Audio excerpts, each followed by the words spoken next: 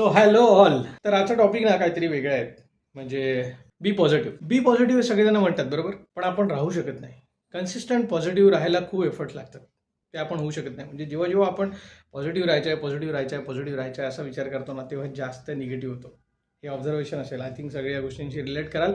तर मला आज पॉझिटिव्ह विचार करायचा आहे. हा विचार केल्यानंतर लगेच एक दुसरा निगेटिव्ह विचार येतो. आणि निगेटिव्ह विचार इतके काय म्हणू आपल्या इतके ॲडिक्टेड असतात ना ते.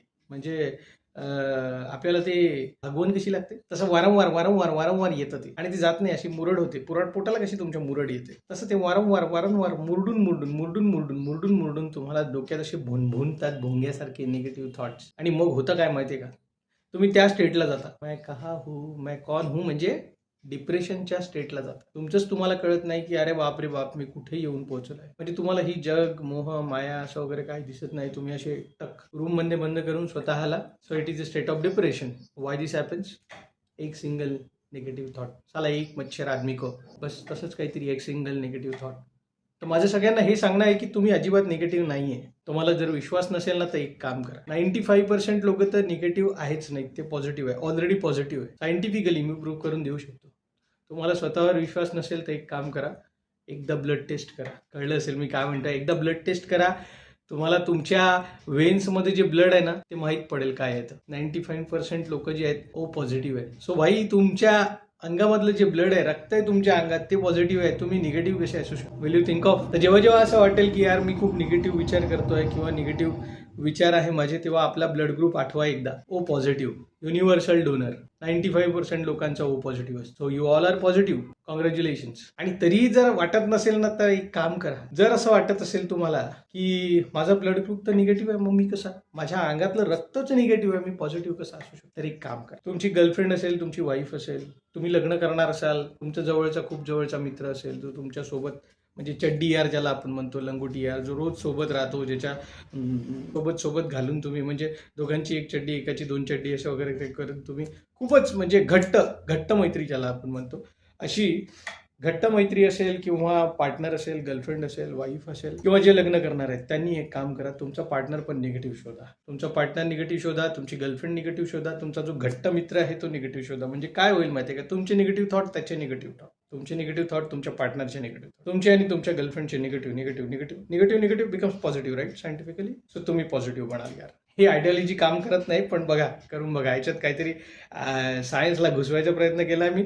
इन शॉर्ट, मला हे सांगायचं की तुम्ही सगळे पॉझिटिव्ह असतात. You just need to think of once.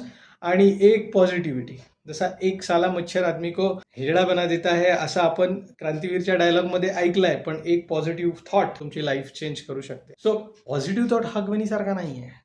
तर तुम्हाला असा वारंवार वारंवार जुलाब लागल्यासारखं येणार नाही. तर तुम्हाला आणावं लागेल. म्हणजे मॉर्निंगला एक वेळा जो येतो ना, सकाळी मॉर्निंग प्रातःविधीमध्ये एक वेळा प्रेशर येतं तुम्हाला. So consider it like one positive thought. तो तुम्हाला घ्यायचा आहे अँड कन्सिस्टंट तुम्हाला थॉट घेऊन चालायचा. You will become positive. तरी पण यार खूप वेळा विचार, म्हणजे आता निगेटिव्ह थॉटचं कसं असतं ना, पॉझिटिव्ह थॉट कसं असतं पहिले की एक गोष्ट सांगतो. जेनझी खूप पॉझिटिव्ह आहे. एक आताचा लेटेस्ट किस्सा आहे.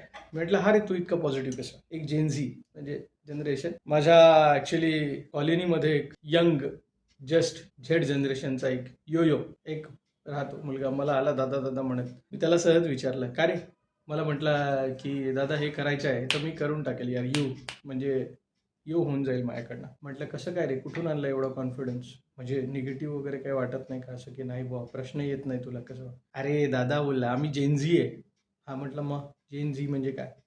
नाही म्हणे झेड जनरेशन. मग काय? मग म्हटलं मग काय? तर मला बोलला, अरे झेड जनरेशन, झेडच्या नंतर तू अल्फाबेट ऐकले का? बोलले कधी शिकला? बोलला झेडच्या नंतरचे अल्फाबेट. म्हटलं नाही.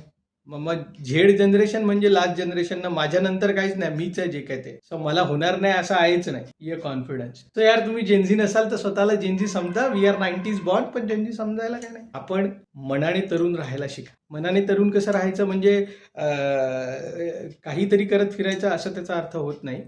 मनाने तरुण राहायचं म्हणजे तुमच्या मनात ती उर्मी ठेवा. गरमी नका ठेवा. मनात गरमी ठेवाल तर दुसरीकडे जाल. सो मनात उर्मी ठेवा आणि सतत पॉझिटिव्ह विचार करत राहा.